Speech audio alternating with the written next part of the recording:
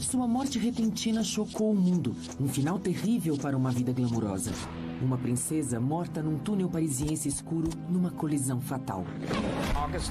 31 de agosto de 1997. Aos 23 minutos daquele dia, um carro perde o controle e bate neste pilar. Um trágico acidente ou um assassinato perfeitamente planejado? O que aconteceu naquela noite? Terá sido um simples acidente de trânsito causado por um motorista bêbado? Não há prova de que Henry Paul estivesse bêbado. Ou uma conspiração de assassinato? Será que o acidente não foi acidente? Não se ataca um carro grande com um carro pequeno. Quem ou o que matou a princesa Diana? O barulho foi tremendo. Era como o som de uma bomba. Fomos aos subterrâneos de Paris atrás da verdade, de novas evidências sobre a tragédia que ainda hoje nos impressiona. O Sr. Al-Fayed acredita que seu filho e a princesa foram assassinados. A misteriosa morte da princesa Diana em Reescrevendo a História.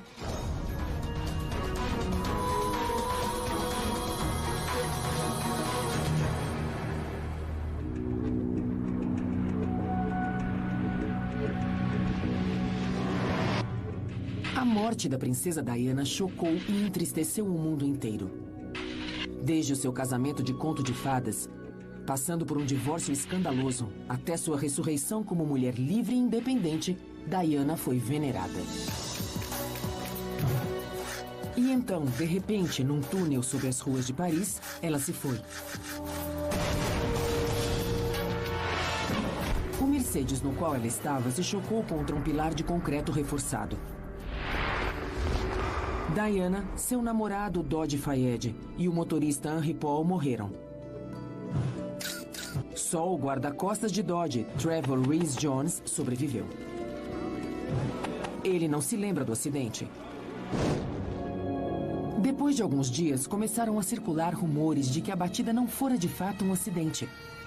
Rumores atiçados por perguntas que ninguém soube responder. E quanto ao misterioso Fiat branco que a polícia afirmou ter feito o Mercedes de Diana perder o controle, nem o carro, nem seu motorista foram encontrados. Será que ele teve algum papel no acidente? Por que algumas testemunhas ouviram uma grande explosão antes da batida? Uma explosão. Só posso descrever aquele som como uma bomba. Será que o acidente foi causado por algum explosivo que fez o Mercedes perder o controle? E qual a verdadeira situação de Henry Paul, o homem por trás do volante naquela noite? Estaria ele embriagado, como a polícia afirmou? E qual era a velocidade do Mercedes na hora da batida? Qual foi a exata cadeia de eventos que causou a morte da amada princesa do povo e seu namorado?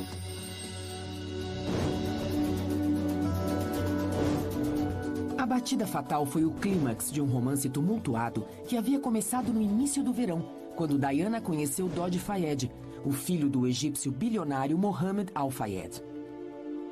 Essa relação abalou a família real britânica e encheu as manchetes dos tabloides. A imprensa perseguia Diana e Dodge onde quer que estivessem. E não foi diferente quando o jato particular pousou no aeroporto Le Bourget às 15 horas e 15 minutos no dia 30 de agosto de 1997. Às 21 horas e 45 minutos, câmeras de segurança registraram o casal entrando no Hotel Ritz, além de cerca de 30 paparazzi aglomerados na porta do hotel. 3 horas depois, para despistar os paparazzi, Dodge e Diana saíram pelos fundos. Junto com o guarda-costas Trevor Rhys Jones, eles entraram no Mercedes S280 guiado por Henry Paul. Seu destino? O apartamento de Dodge, perto do Arco do Triunfo. Mas eles não chegariam lá. Henry Paul e Dodge Fayed tiveram morte instantânea. Diana sofreu uma forte hemorragia interna e foi declarada morta às 4 horas da manhã. Trevor Rhys Jones foi o único sobrevivente. Os investigadores encontraram pedaços de vidro de uma lanterna traseira perto dos destroços. Eles descobriram que eram pedaços de vidro da lanterna de um Fiat Uno, produzido entre 1983 e 1989. Eles também encontraram tinta branca nos arranhões na lateral do Mercedes, a mesma tinta usada em Fiat Unos. As autoridades francesas concluíram que a colisão entre o Mercedes de Diana e o Fiat Uno havia causado o descontrole do carro, mas nem todos ficaram convencidos disso. John McNamara, um veterano da Scotland Yard e ex-conselheiro de segurança de Mohammed Al-Fayed, afirma que as autoridades francesas estão participando de um complô para esconder a verdade.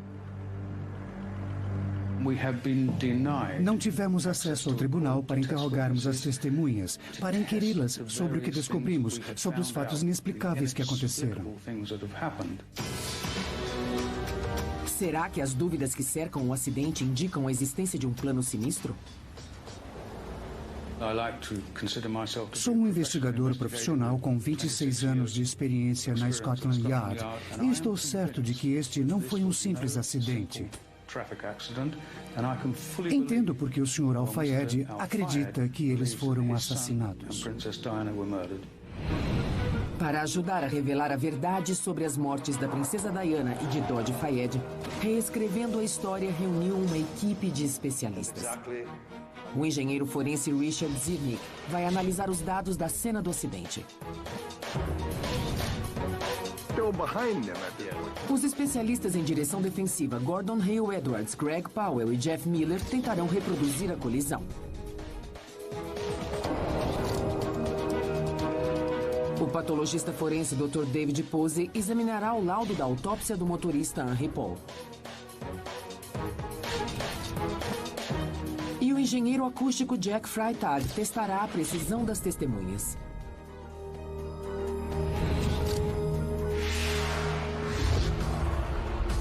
Começamos nossa investigação com uma pergunta simples. Qual era a velocidade do Mercedes? Segundo a versão oficial, o Mercedes bateu no pilar a cerca de 100 km por hora. Mas os grandes estragos feitos no carro levaram muitos a afirmar que ou ele estava a quase 200 km por hora, ou então foi vítima de uma bomba. No campo de testes da Carco Engenharia no deserto da Califórnia, Reescrevendo a História vai tentar recriar o acidente. Vamos testar a velocidade do carro e tentar determinar se os danos foram causados por uma simples colisão ou por uma bomba. O veículo vai sair da garagem que fica no fim desta pista, a 300 metros daqui. A velocidade é controlada deste painel. Ele vai dar a partida e seguirá acelerando até 100 km por hora, até bater nesta barreira bem aqui embaixo. Na frente da barreira há uma estrutura que simula o pilar contra o qual o veículo da princesa se chocou. Esse teste tem dois objetivos. O primeiro é determinar a velocidade aproximada do veículo naquela noite. E o segundo é investigar os relatos de uma explosão ocorrida dentro do túnel. Tom Richardson foi uma das testemunhas que afirmaram ter ouvido a explosão. Não foi um som de batida com metal se retorcendo, sendo esmagado. Foi mais como uma explosão, não sei como explicar, foi um barulho profundo, retumbante.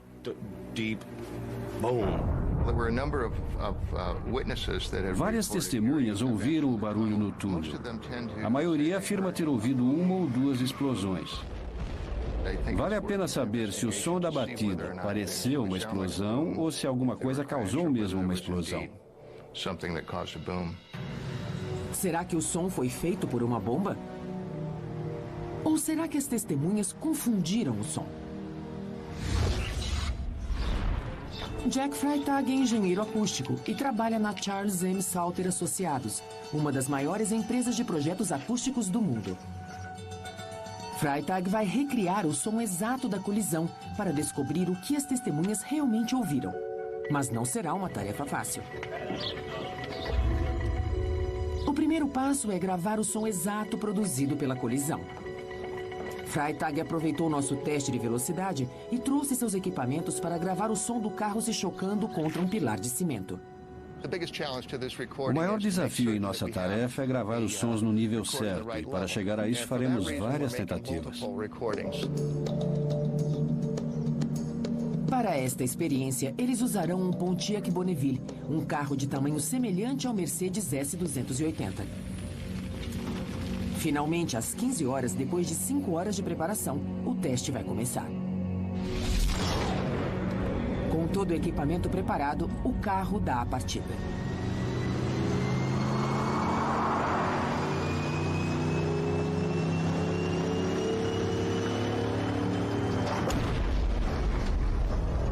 Resultado: o carro fica totalmente destruído. Incrivelmente, os danos e a posição final do carro são quase idênticos aos do carro no qual a princesa Diana estava.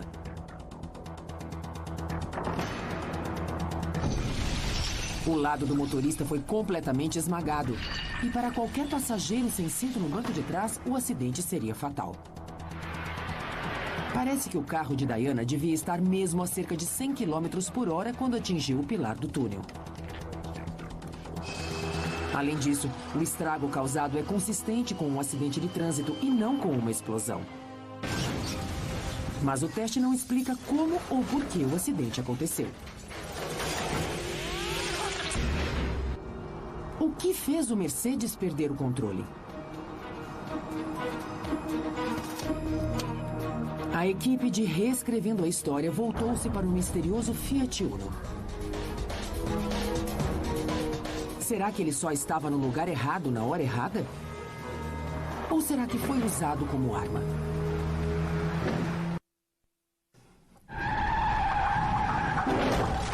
O que aconteceu naquele túnel de Paris na madrugada de 31 de agosto de 1997? Uma princesa estava morta e o mundo lamentava. Mas foi uma colisão acidental ou um assassinato planejado? Qual foi a exata sequência de acontecimentos? Para procurar a verdade, fomos ao laboratório NOT, uma empresa especializada em simulação de acidentes automobilísticos. Com base nos resultados do teste e em evidências forenses encontradas no local, eles conseguem recriar o acidente no computador. Esta é a versão oficial baseada no que a polícia afirmou ter acontecido naquela noite. Esta simulação vai demonstrar a potência do veículo e qual sua velocidade durante o acidente. E a animação vai nos dar uma visão realística do que aconteceu na madrugada de 31 de agosto.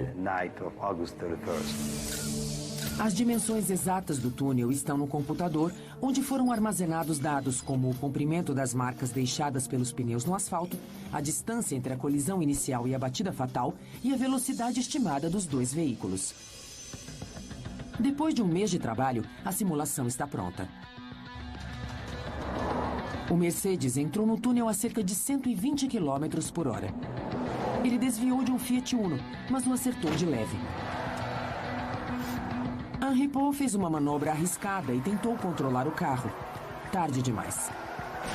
Ele bateu no pilar a pouco mais de 100 km por hora.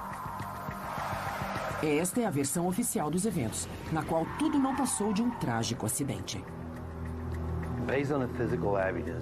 Com base nas evidências físicas e na simulação do acidente, posso dizer que o motorista falhou, se aproximou rápido demais do outro veículo. Mas será que essa simulação conta a verdadeira história? Até hoje, os investigadores não conseguiram localizar o segundo carro, nem determinar a identidade do motorista.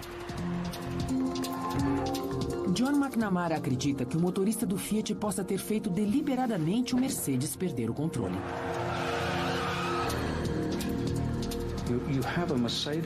Se eu tenho um Mercedes que faz uma curva de 180 graus e bate no 13º pilar e um Fiat Uno que sai inteiro, é porque o motorista era um profissional. Será que o Fiat Uno fez parte de uma conspiração? Será que o motorista do Fiat Uno era um assassino profissional? Ou foi um simples acidente? Falamos com os especialistas em direção defensiva sobre a teoria de que o Uno poderia deliberadamente ter provocado o acidente. Para eles, é muito difícil que um carro consiga tirar outro carro da pista ou fazê-lo perder o controle, mesmo quando são dois veículos de tamanho e peso semelhantes. Para fazer isso, o carro atacante teria que vir pela retaguarda, não pela frente. E quando o carro-alvo é maior, a tarefa é ainda mais difícil. Não se ataca um carro grande com um carro pequeno. Para isso, você usa um caminhão. O Uno seria um erro terrível, porque tem a metade do tamanho do Mercedes. Como você vai fazer na entrada daquele túnel numa situação tão precária? Parece um bom plano, mas as chances de dar certo num lugar cheio de pilares é muito pequena. Mas e quanto ao fato de não existir nenhum indício de que Fiat perdeu o controle depois de colidir com o Mercedes? Eu já vi muitas situações bem perigosas e tenho quase certeza de que se um carro grande bater num carro menor, ele vai perder o controle. Se um carro pequeno bate num carro grande, é de se esperar que o carro pequeno perca o controle e num espaço confinado como um túnel ele bata em alguma coisa. O fato dele não ter batido e ter seguido viagem não parece aceitável para mim. Nós vimos uma simulação virtual da colisão, mas o computador tem limites. Precisamos recriar exatamente o acidente, com carros de verdade na velocidade real. Para isso, nossa equipe foi ao autódromo de Irwindale. Lá, motoristas profissionais da Safe House Segurança tentarão recriar a colisão. Hoje não queremos simular uma grande colisão de grande impacto. Vamos simular apenas uma batida de raspão. Para o teste, estamos usando um Ford Festiva em vez do Fiat Uno e um Lincoln Town em vez do Mercedes S280. Como não temos os carros do acidente, tentamos encontrar os mais parecidos. E para representar os aspectos físicos daquela colisão, estes são perfeitos. Os dois carros estão equipados com câmeras. Na pista, simulamos as dimensões do túnel e seus pilares.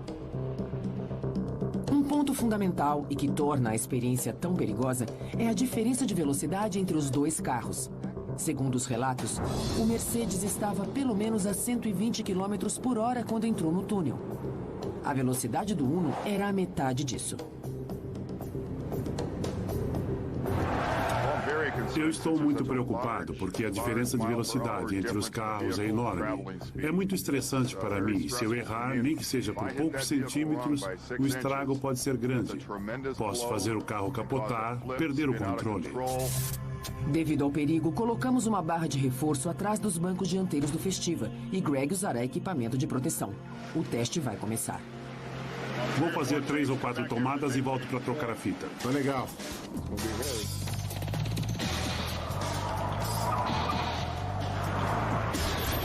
Pelo menos 60 centímetros na hora de desviar.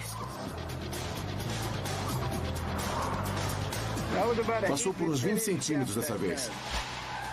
Mas nossos motoristas percebem rapidamente que velocidades de 120 e 60 km por hora eram perigosas demais. Eles decidiram diminuir a velocidade, mantendo a diferença entre os dois carros. Tivemos que diminuir por questões de segurança e pelas limitações físicas dos carros e da pista.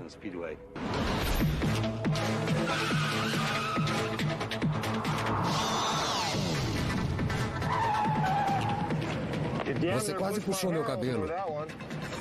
Você desviou muito cedo.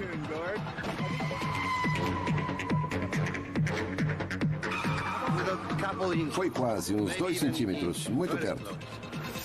Depois de mais de 12 tentativas e faltando apenas 15 minutos para terminar o teste, Gordon ainda não havia conseguido raspar no Festiva. E aí, finalmente, ele consegue.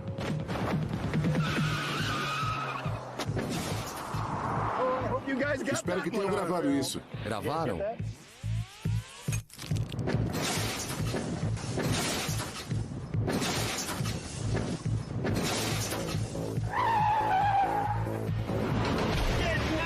fantástico, foi perfeito. Olha só. O incrível é que os danos são os mesmos do Mercedes. E o Fiat não saiu da pista, ao contrário do que imaginávamos que aconteceria. Como foi? Pra ser sincero, nem senti. Você acha que o motorista do Fiat nem percebeu que teve algum papel no acidente? Eu acredito que ele foi pego de surpresa e nem teve reação porque, quando ele me atingiu, o carro nem balançou. Continuou em linha reta. E olha só, é quase exatamente o mesmo lugar onde o Mercedes estava arranhado. Isso reforça essa segunda hipótese. Nossos pilotos reconhecem que tiveram de mudar de ideia depois do teste.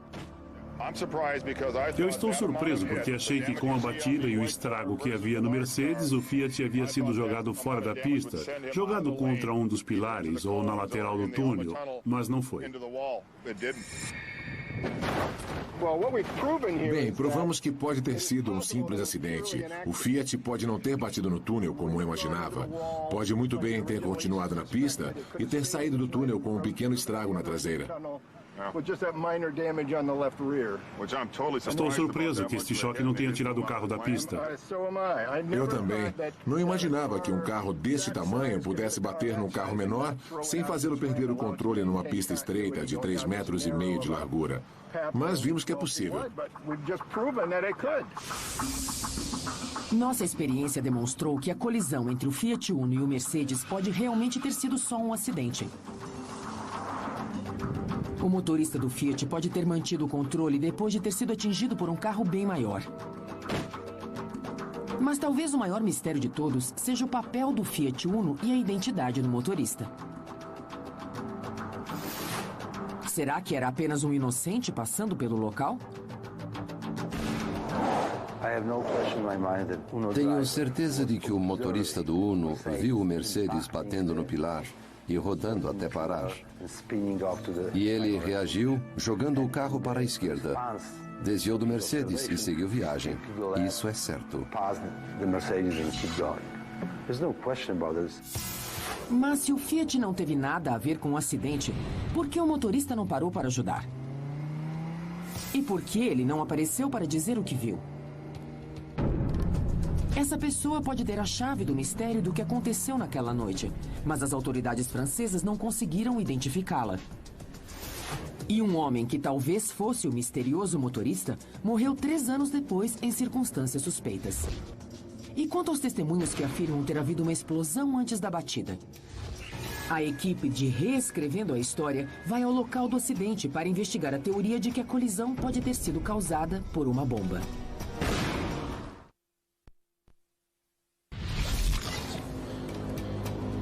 Num campo de testes na Califórnia, Reescrevendo a História recriou o acidente que matou a princesa Diana, Dodge Fayed e o motorista Henry Paul. O objetivo da experiência era determinar a que velocidade o veículo estava e investigar os rumores de que, antes da colisão, houve uma explosão. Foi apenas um impacto, não como 2 carros deslizando. Foi um som bem diferente. Se não foi uma bomba, foi um som bem parecido. O engenheiro acústico Jack Freitag utilizou um equipamento de áudio especial para gravar o som exato da batida do carro de teste. Nosso teste reproduziu os danos ao Mercedes de Diana de maneira impressionante. Mas será que o som é semelhante ao de uma bomba?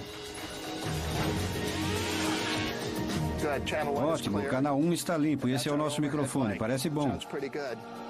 A colisão fez muito barulho, cerca de 100 decibéis a 30 metros do equipamento.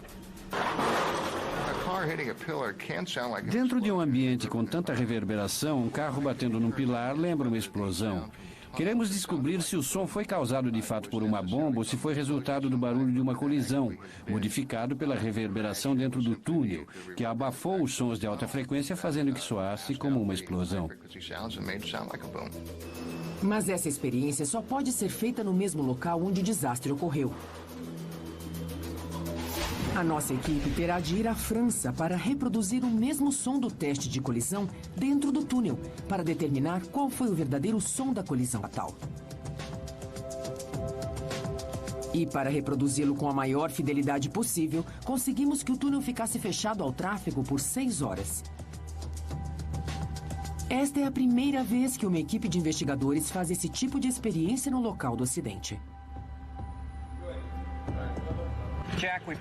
Jack, já tiramos as medidas. Vamos simular a colisão com o Uno aqui e mais adiante a batida do Mercedes no pilar. O que vamos fazer agora?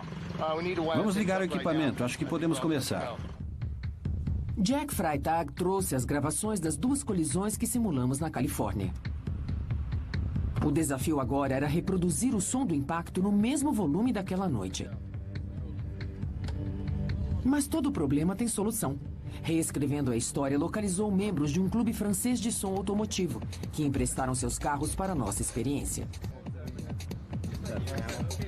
Esses avançados equipamentos de áudio podem reproduzir 110 decibéis a 1,5 metro de distância. Freitag usará esses 2 carros para reproduzir o som da colisão dentro do túnel. Primeiro, perto da entrada, onde o Mercedes se chocou contra o Uno. E depois no 13º pilar, contra o qual o Mercedes colidiu. Os carros são colocados em suas posições e a gravação original é reproduzida por esses alto-falantes potentes. O nível do som é de mais de 110 decibéis, equivalente a um Boeing 737 a uma distância de pouco menos de 200 metros. Em seguida, Jack vai para a saída leste, no fim do túnel, por onde o Mercedes entrou. Ali, ele vai regravar o som da batida, considerando as propriedades acústicas do túnel, para reproduzir com exatidão o som que as testemunhas ouviram naquela noite. Tudo pronto. Tá, vai lá.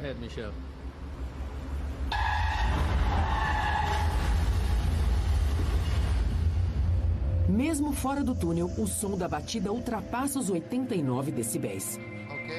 Já gravamos a posição 1. Vamos para a posição 2. A seguir, Jack vai para a saída oeste do túnel, perto de onde Tom Richardson estava. Pronto, pode ir. O som é ainda mais alto deste lado, perto de 93 decibéis.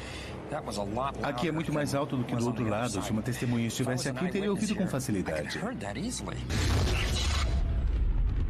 Depois da gravação, Jack volta ao laboratório em São Francisco, na Califórnia, para que Tom Richardson ouça as gravações.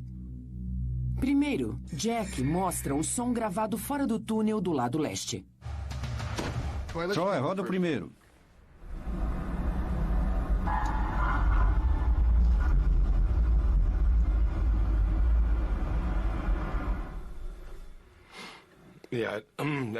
Não foi isso que eu ouvi.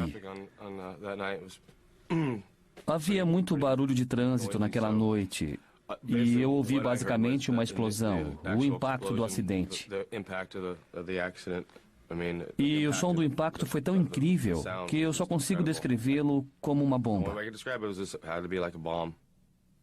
Depois, Freitag reproduz o som da colisão gravado no lado oeste, onde Richardson estava quando ouviu o barulho. Vamos ouvir o segundo e ver se é mais próximo do que você ouviu.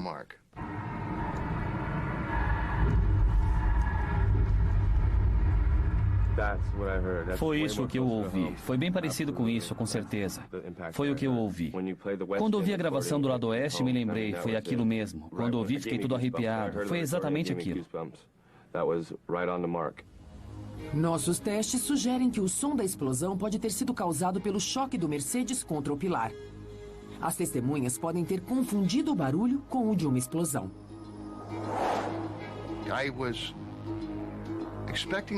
Achei que isso iria funcionar, mas não imaginava que seria assim. Ele estava certo do que disse, de que era aquele o som. Acho que mostramos claramente que a batida pode ter gerado aquele som por causa da acústica do túnel, descartando a existência de uma explosão. Mas o que fez o carro de Diana perder o controle? Se não foi uma bomba, o que foi?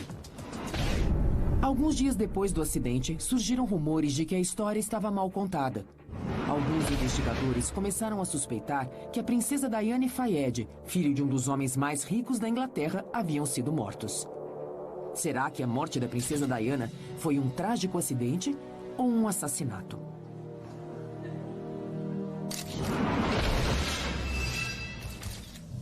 Os policiais puseram a culpa do acidente no motorista Henry Paul. Eles afirmaram que ele estava bêbado na hora do acidente, mas aqueles que conheciam Paul afirmam que isso não aconteceu. Eu conhecia Henry Paul muito bem, há mais de 10 anos. Ele não era de beber, não era um alcoólatra como tentaram nos fazer acreditar. Segundo as testemunhas, Henry Paul havia tomado apenas 1 ou 2 drinks nas 2h30 antes do desastre.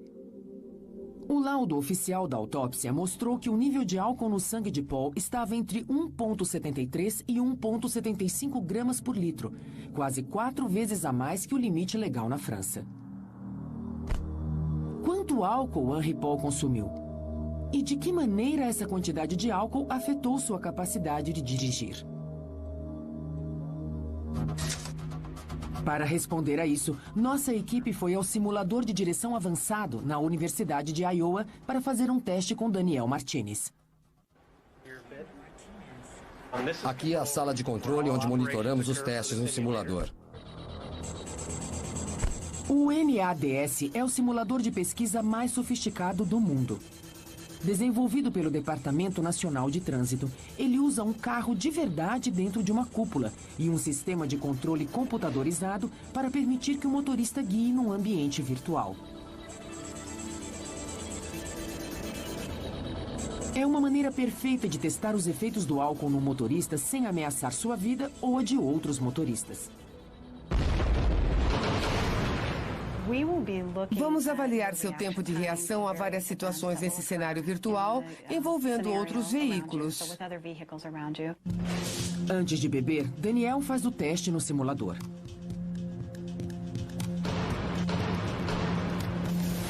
O ambiente tridimensional inclui uma série de cenários que reproduzem condições reais. A performance de Daniel é ótima. Em seguida, Daniel bebe álcool suficiente para chegar ao nível encontrado em Henry Paul, entre 1,73 e 1,75 gramas por litro.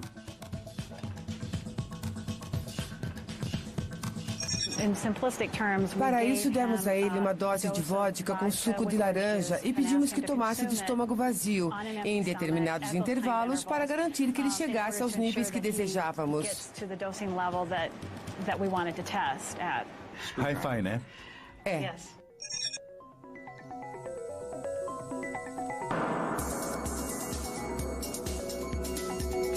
Como se sente? Estou bem. Agora estou sentindo os efeitos do álcool. Segundo a doutora Watson, um alto nível de álcool no sangue tem o mesmo efeito em qualquer pessoa, independentemente dela ser ou não alcoólatra.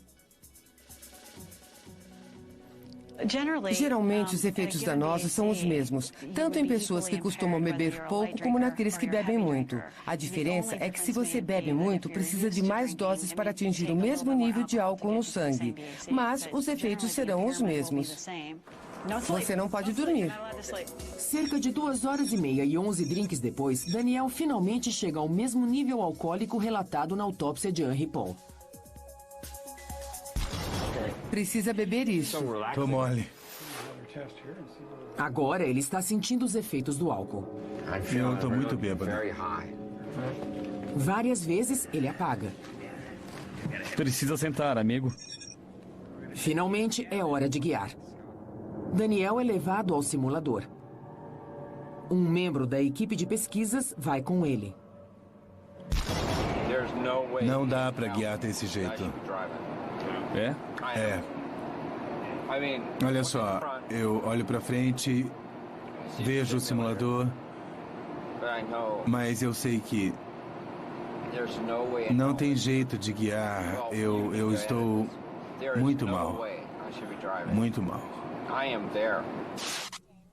Daniel está visivelmente embriagado e tem dificuldade de se concentrar em sua tarefa. O problema já começa na hora de sair com o carro. Não, pisei no freio. Pode engatar. Ele tenta guiar a 120 km por hora, a velocidade estimada do Mercedes dirigido por Henry Paul naquela noite ao entrar no túnel. A diferença de performance de Daniel é dramática. Daniel é ótimo motorista quando não está embriagado, mas foi muito mal depois que bebeu. Ele teve dificuldade até para sair com o carro. Ele saiu da pista várias vezes, entrou na contramão na hora de ultrapassar outro carro e pareceu ter esbarrado no carro e também no carro que vinha na mão contrária antes de voltar para a pista. Para Daniel, mesmo estando sob o efeito do álcool, a lição valeu. Eu lembro de guiar e de desviar dos carros. E teve momentos em que apaguei. Parecia um fliperama, e o triste é que quando Henry Paul estava guiando aquele Mercedes, não era um fliperama. Aquilo era real.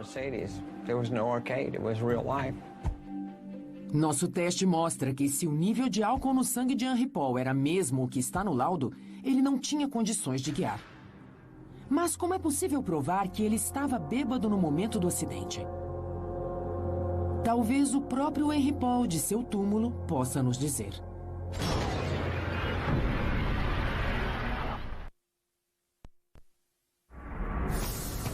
Estas são as últimas imagens em vídeo da princesa Diana, Dodi Fayed, Henry Paul e Trevor Rhys-Jones, gravadas por câmeras de vigilância quando saíam do Hotel Ritz.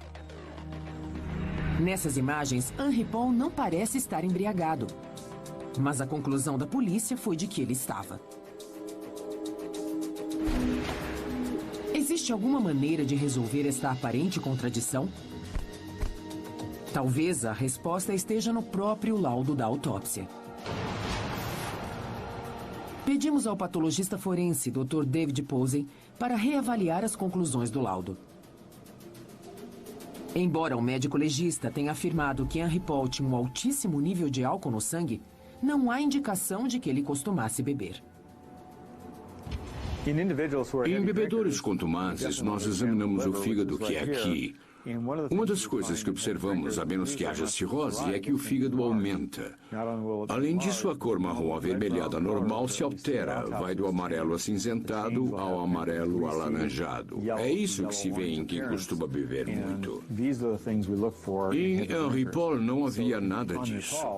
O relatório fala de um fígado de tamanho e consistência normais, sem evidência de gordura. Então, comparando o nível de álcool no sangue com a condição do fígado, não bate, não há relação. O outro fator que devemos considerar é que no laudo da autópsia não há menção ao cheiro de álcool no estômago.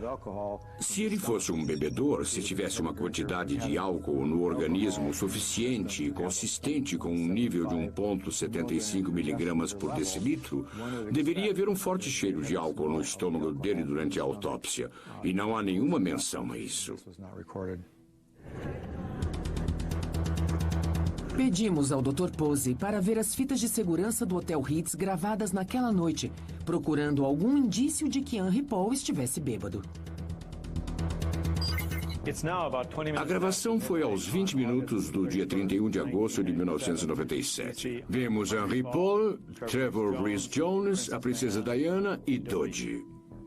Henry Paul parece estar totalmente sóbrio. Ele está andando sem ajuda, não está cambaleando. Não há nenhum sinal de que ele esteja sob efeito de álcool nessas imagens. E isso foi poucos minutos antes dele sofrer o acidente fatal. Houve outra surpresa no laudo da autópsia. O sangue de Henry Paul também continha um nível muito alto de monóxido de carbono, perto de 21%. Isso é cerca de 3 vezes mais do que se esperaria encontrar num grande fumante. É possível que Henry Paul tenha sido envenenado, proposital ou acidentalmente? A questão é, de onde veio o monóxido de carbono? A polícia disse que pode ter sido produzido pela explosão dos airbags na hora da batida. Mas os airbags produzem muito pouco monóxido de carbono, quase nada perto dos níveis encontrados em Henry Paul. E mesmo que Henry Paul fosse um grande fumante, os níveis de monóxido de carbono seriam bem menores que os indicados. Em média, os grandes fumantes apresentam 8%, o que nos deixa com 12% que apareceram no dia do acidente. E não temos nenhuma explicação para a origem desse nível tão alto de monóxido de carbono. Se o monóxido de carbono encontrado no sangue de Henry Paul não veio dos airbags, de onde veio? É possível que ele tenha inalado esse gás tóxico devido a uma falha de ventilação do carro?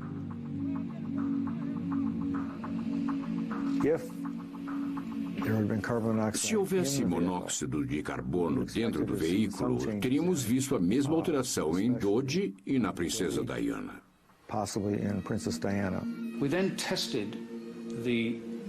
Nós testamos o sangue de Dodge que coletamos da roupa dele e não havia nenhum traço de monóxido de carbono. Demonstramos que não houve acúmulo de monóxido de carbono dentro do carro.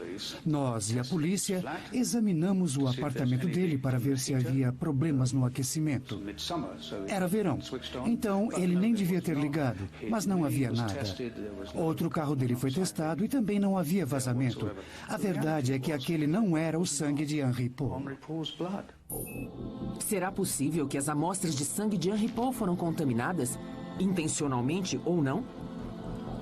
Poderia a análise do sangue, principalmente a que apontou o nível alcoólico, estar errada? A pedido da família de Henry Paul, uma segunda série de amostras de sangue foi obtida e analisada. Os resultados foram os mesmos. Eu diria que há duas hipóteses. Ou ambas as amostras foram contaminadas pelo conteúdo estomacal, ou foram trocadas por acidente. Nunca saberemos se era mesmo o sangue de Henry Paul. Acidente ou conspiração?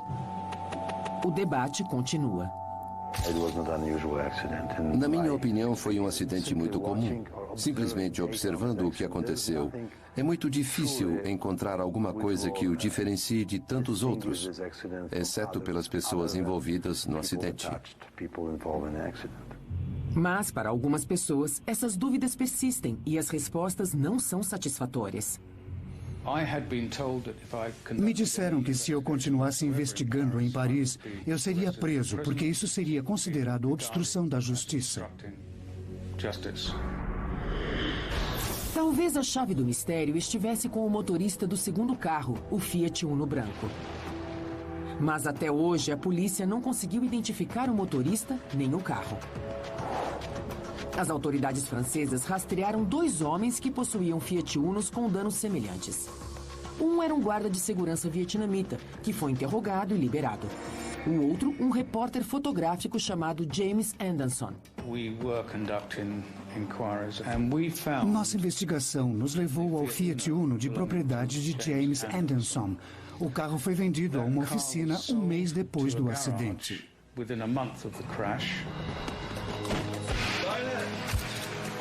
Segundo McNamara, James Anderson estava entre os paparazzi que perseguiam Diana e Dodge naquela noite. Anderson foi interrogado pela polícia porque ela sabia que ele era um dos que seguiam Dodge e Diana. Ele deu a desculpa esfarrapada de que não estava em Paris na hora da colisão. Anderson disse à polícia que saiu de casa às 3 da manhã para viajar à ilha da Córcega. Ele mostrou recibos de pedágio para provar que não estava nem perto de Paris na hora do acidente. Eles consideraram o fato dele ter ido à Córcega um álibi suficiente para ele não estar no túnel Alma, mas não é verdade. Ele estava no túnel e disse isso a várias pessoas. Era ele que dirigia o Fiat Uno que causou o acidente com o Mercedes naquela noite. Apesar das afirmações de John McNamara, os investigadores franceses concluíram que Anderson não estava em Paris e que não teve nada a ver com o acidente. Se isso não é verdade, nunca saberemos. 3 anos depois, ele morreu. Ele foi encontrado no sul da França. Seu corpo estava carbonizado. Ele estava trancado em seu próprio carro, um BMW, e só pôde ser identificado pelos registros dentários. A morte de Anderson foi declarada suicídio e nos deixa sem a possibilidade de investigar a real identidade do motorista do Fiat e sem nenhuma testemunha da tragédia. Nunca saberemos se Diana foi vítima de um simples acidente de trânsito ou de assassinato. Por ordem judicial, o arquivo da morte da princesa está lacrado, o que alimenta os boatos de conspiração para sua morte. E a maioria de nós só pode imaginar o que aconteceu naquela noite, lembrar da princesa em vida e tirar nossas próprias conclusões.